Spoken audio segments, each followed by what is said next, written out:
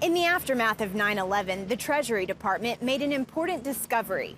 If you follow the money, you can find the terrorists. And if you disrupt the flow, you can stop the attack.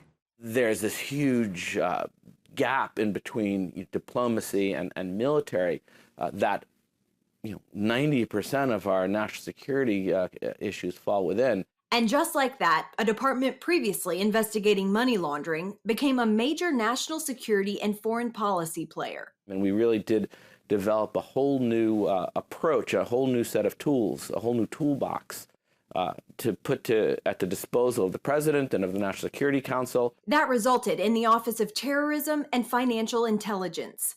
Danny Glasser joined as a junior member at its inception under President Bush. Then, under the Obama administration, he rose to assistant secretary.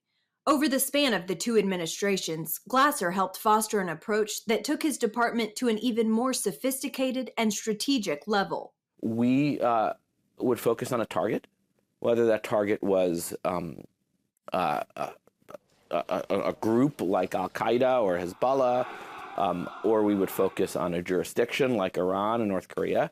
We would try to understand what their weaknesses were. We would try to understand where we could hurt them, and then we would devise and then try to implement a strategy to do just that.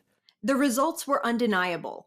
For example, in 2005, Glasser and his team froze North Korea out of the international financial system, a move that brought the regime to the negotiating table. Which they said, you found out a way to hurt us. For the first time, you found out a way to hurt us, and we'd found out a way to reach into Pyongyang and impact the people that we were trying to impact. Successive administrations have learned from one another on how to craft these executive orders, how to conduct financial diplomacy with friends and allies, and have built upon that brick by brick, step by step. Marshall Billingsley succeeded Glasser under President Donald Trump. As a part of Trump's maximum pressure campaign, Treasury built upon the economic warfare already waged on countries like Iran, Hezbollah in Lebanon, to Hamas in the Gaza Strip, to the Houthis in Yemen. As we cut into Iran's terror budget, we choked off huge amounts of revenue streams to these terror groups. Billingsley's team also innovated new forms of economic coercion.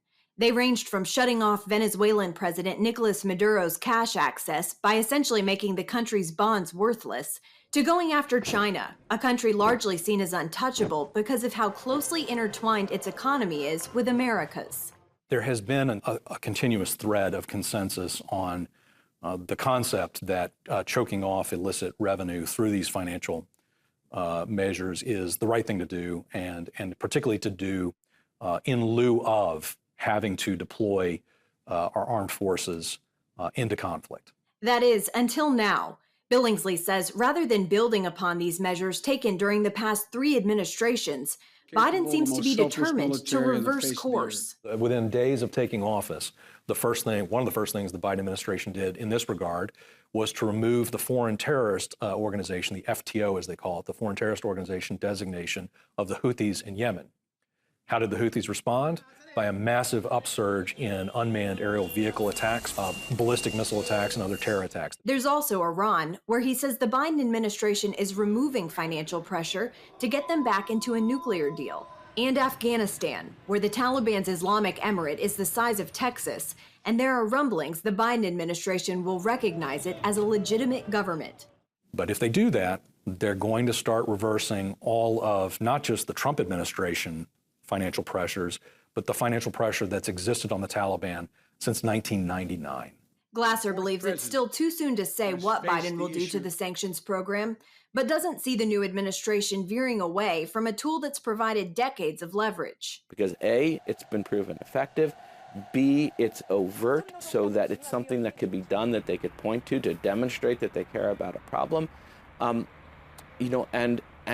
C, it's a set of tools and authorities that fall in between diplomacy and war that is very, very hard to find.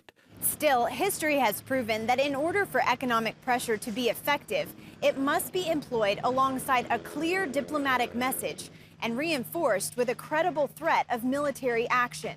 Not something that critics say we're seeing from the Biden administration. Caitlin Burke, CBN News.